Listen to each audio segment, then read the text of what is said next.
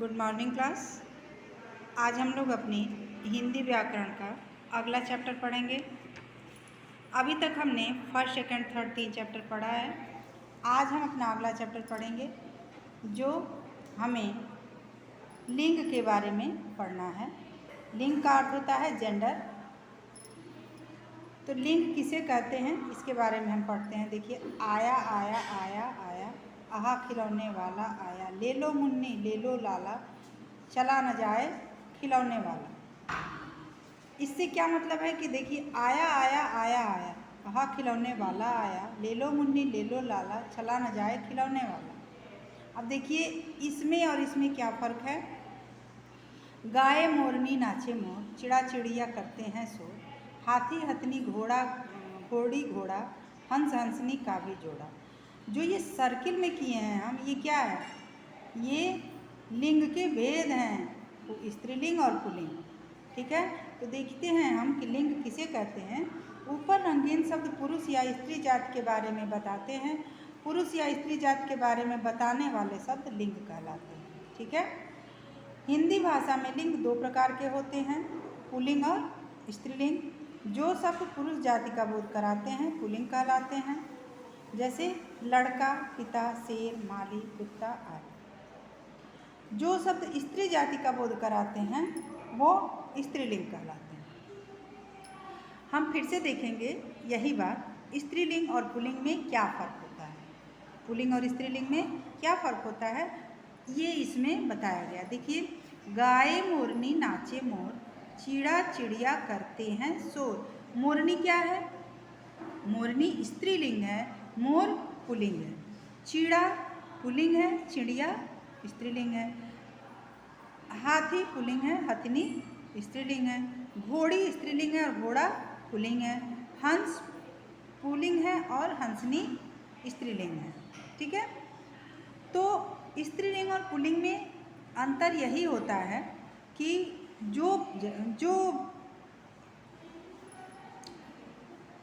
शब्द स्त्री जाति का बोध कराते हैं उन्हें हम स्त्रीलिंग कहते हैं। जो शब्द पुल्लिंग का पुरुष जाति का बोध कराते हैं उन्हें हम पुल्लिंग कहते हैं।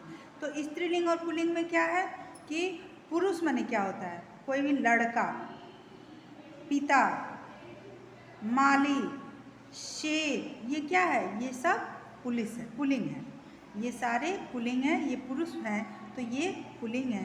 और स्त्रीलिंग का मतलब होता है कि जो स्त्रियां, जैसे लड़की, माता, शेरनी, माली, कुतिया, ये क्या है? ये स्त्रियों का बोध करा रहे हैं ये सब, इसलिए ये स्त्रीलिंग है।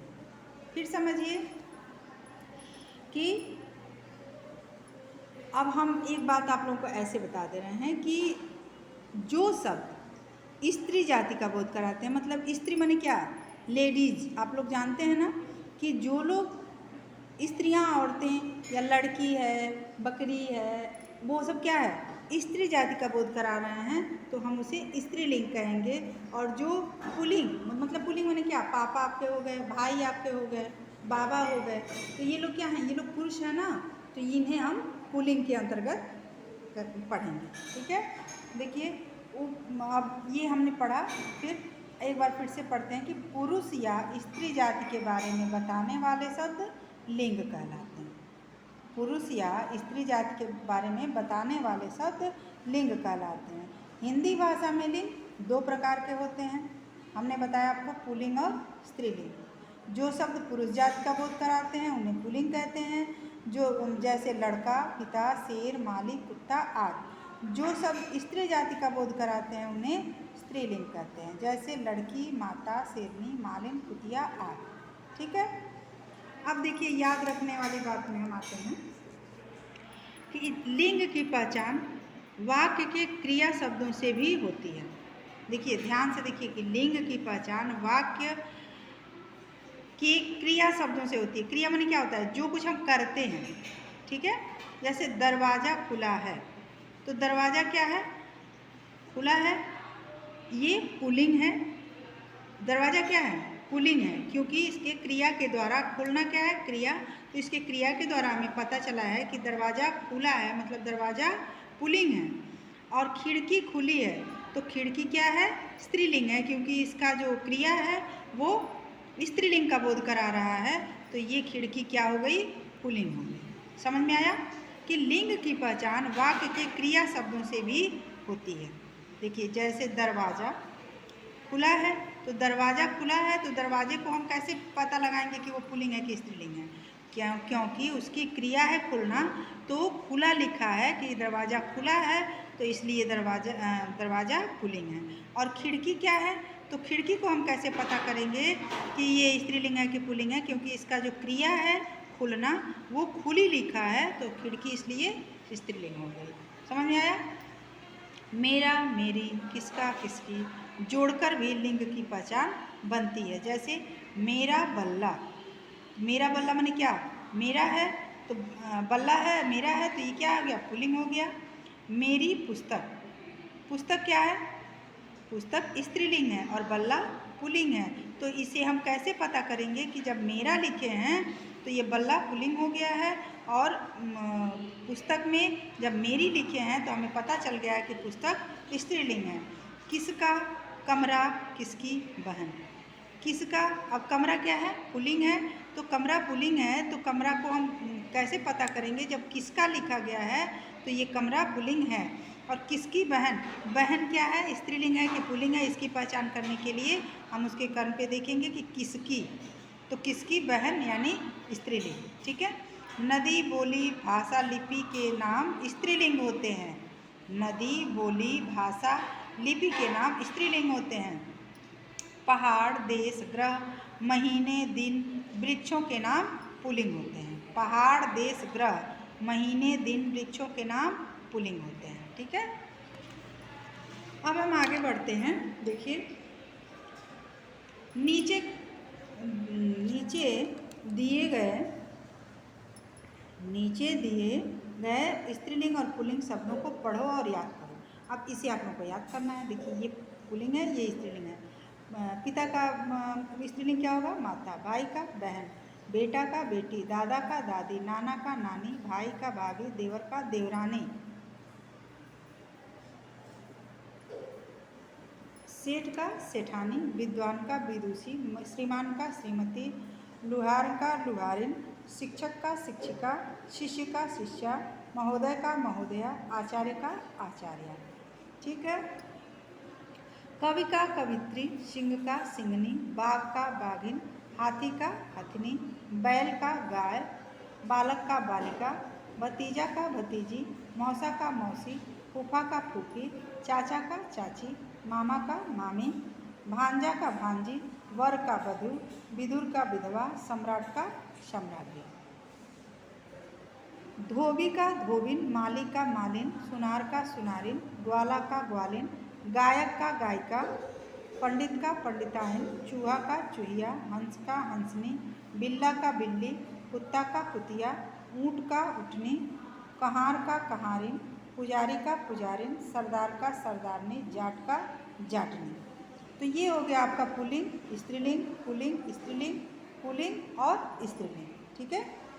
आगे देखिए, कुछ शब्द सदा पुल्लिंग और सदा स्त्रीलिंग के होते हैं। देखिए, अब ये बता रहे हैं कि ऐसे भी कुछ शब्द होते हैं जो सिर्फ पुल्लिंग में प्रयोग होते हैं, और कुछ ऐसे शब्द होते हैं जो सिर्फ स्त्रीलिंग में प्रयोग होते हैं, उन्हें यहाँ बताया गया है। जैसे देखिए, पुल्लिंग में प्रयोग होने वाले सदा पुल्लिंग में ही ये शब्द प्रयोग होंगे। जैसे पेड़, पलंग, ताला, सोना, बगीचा, गुस्सा, पहाड़, नाला, झरना, स्कूल, आम, पेड़, दूध। ये क्या है? ये सदा पुल्लिंग में प्रयोग होते हैं। और सदा स्त्रीलिंग में प्रयोग होने वाले शब्द हैं कलम, कुर्सी, मेज, चाबी, सर्दी, गर्मी, माला, दिल्ली, मक्खी, नदी, सड़क, कार, घास, लीची, लस्सी, गिलहरी, तितली। ठीक है। अब देखिए, ध्यान दीजिए, ध्यान देने वाली बात है कि पुरुष या स्त्री जाति के बारे में बताने वाले शब्द लिंग कहलाते हैं। लिंग किसे कहते हैं? तो पुरुष या स्त्री जाति के बारे में बताने वाले शब्द लिंग कहलाते हैं। और लिंग दो प्रकार के होते हैं। कौन कौन से? पुल्लिंग और स्त्रीलिंग। और सभी संज्ञा शब्द स्त्रीलिंग या पुल्लिंग होते हैं।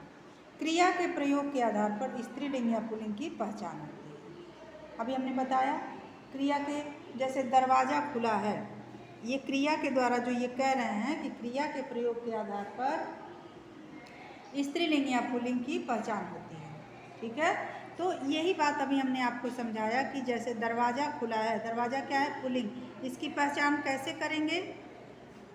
तो दरवाज़ा खुला है, इसकी क्रिया है खुलना, और खुला क्या है? स्त्रीलिंग का बोध, पुल्लिंग का बोध करा रहा है, इसलिए दरवाज़ा पुल्लिंग है। ठीक है, समझ में आया? आगे बढ़ते हैं हम एक्सरसाइज की तरफ। आपका एक्सरसाइज हमने देखिए भर दिया है। जैसे जैसे हम बता रहे हैं आप लोग भी भरते जाइए अपनी बुक में। सही उत्तर का चिन्ह लगाओ। धोबी का स्त्रीलिंग क्या है? धोबाइन, धोबिन या धोबियानी, 3 ऑप्शन दिया है। तो धोबी का स्त्रीलिंग होगा धोबिन। दूसरे वाले ऑप्शन पे आप लोग सही का चिन्ह लगाइए। कौन सा शब्द स्त्रीलिंग है? ताला, सोना या तितली? तो अभी हमने पढ़ा, तो ये तीसरा नंबर है तितली, इस पे सही का चिन्ह लगाइए। कौन सा शब्द पुल्लिंग है? मक्खी, पलंग या चाबी? मक्खी, पलंग या चाबी? तो पलंग क्या है? पुल्लिंग शब्द है। मक्खी क्या है? स्त्रीलिंग है। चाबी भी स्त्रीलिंग है। अब देखिए, खाली स्थानों में ठीक शब्द चुनकर लिखें। गायक, गायिका, दो दिया है। गाना गा रहा है, तो गायक गाना गाता है कि गायिका गाना गाती है? गाते दोनों हैं, लेकिन यहाँ दिया है क्रिया गाना गा रहा है, तो रहा है दिया है, तो गायक होगा। गायक को यहाँ हम लिखेंगे। ठीक है। तितली या बंदर? फूल पर मंडरा रही है। फूल पर कौन मंडरा सकता है? बंदर मंडरा सकता है कि तितली? तितली ना, तो तितली यहाँ लिखेंगे। अमर, ताला। अमर, लता, लता पूजा कर रहा है, तो अमर पूजा कर रहा है कि लता पूजा कर रहा है? अमर पुल्लिंग है ना, कर रहा है दिया है, तो अमर लिखेंगे यहाँ। अब है छात्र या छात्रा, तो कक्षा में पढ़ रहा है। फिर देखिए यहाँ पढ़ रहा है, पुल्लिंग का बोध करा रहा है, इसलिए यहाँ से होगा छात्र, तो यहाँ लिखेंगे छात्र। अब बिल्ली या बिल्ला? सारा दूध पी गई। सारा दूध पी गई, तो पी गई किसका बोध करा रहा है? स्त्रीलिंग का, तो ये बिल्ली यहाँ लिखेंगे। ठीक। अब देखिए, इन वाक्यों में रंगीन शब्दों का लिंग बताओ। मेरे घर के पीछे आम का पेड़ है, पुल्लिंग। हिंदी लिपि का, हिंदी की लिपि देवनागरी है, स्त्रीलिंग। मुझे अपना पुस्तक दे दो, पुल्लिंग। होली रंगों का त्यौहार है, स्त्रीलिंग। सूर्य पूर्व दिशा से निकलता है, पुल्लिंग। ठीक है, ये आपका होमवर्क है। नीचे दिए संज्ञा शब्दों का वाक्यों में प्रयोग करके लिंग स्पष्ट करें। ठीक है, जैसे ये लिखा है ना कि हिंदी की लिपि देवनागरी है, तो आप बागीचा लिखेंगे और उसका लिंग स्पष्ट होना चाहिए कि पुल्लिंग है कि स्त्रीलिंग है। ठीक है, ये आप लोग खुद से करेंगे। रंगीन शब्दों का लिंग बदलकर वाक्य फिर से लिखो। बाग में मालिक काम कर रहा है, बाग में मालिन काम कर रही है। तो देखिए, अब ये लिखा है ना कि मालिक का मालिन, तो मैं बड़ा होकर एक अच्छा लेखक बनना चाहता हूँ, तो आप लोग क्या लिखेंगे? मैं बड़ी होकर एक अच्छी लेखिका बनना चाहती हूँ। आज ग्वालिन दूध ला रही है, तो आज ग्वाला दूध ला रहा है। मौसी जी आज आ रही हैं, तो मौसा जी आज आ रहे हैं। मेरा मित्र बहुत अच्छा कवि है, तो लिखेंगे मेरी मित्र या मेरी सहेली बहुत अच्छी कवियत्री है। क्या लिखेंगे? कवियत्री है। ठीक है, तो बच्चों, ये आपका आज चैप्टर समाप्त होता है। चैप्टर आपका समाप्त हो गया। अब हम अगले चैप्टर में मिलेंगे अगले वीडियो के साथ। अगले वीडियो में हम फिर अगले चैप्टर को लेके आएंगे और आप लोग अगला चैप्टर पढ़ेंगे। तब तक आज आप लोग ये चैप्टर कंप्लीट कीजिए, फिर से एक बार इसे रिवीजन कीजिएगा, और रिवीजन करने के बाद अच्छे से लिखिएगा। इसका क्वेश्चन आंसर आप लोगों को PDF के माध्यम से मिलेगा। ठीक है, तो तब तक हम लोग अपना रिवीजन करते हैं, पढ़ते हैं। Thank you.